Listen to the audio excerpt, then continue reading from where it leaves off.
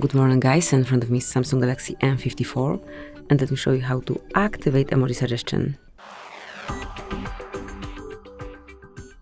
So at first open new message, then go to keypad, mark settings icon here, and all you have to do now is to use this indicator suggest emojis. So once it is deactivated, they are now active, like they are not active, and once you turn it on you will be able to see emoji suggestions. So let me show you.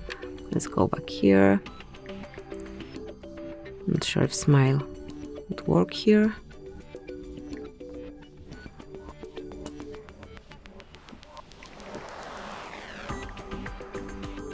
Maybe clown, so let's leave it with clown, and then you can mark it here.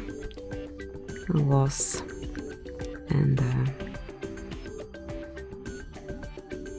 and here you've got suggestion. So this is it. This is how it works once it's active. Thank you for watching. Please subscribe our channel and leave the thumbs up.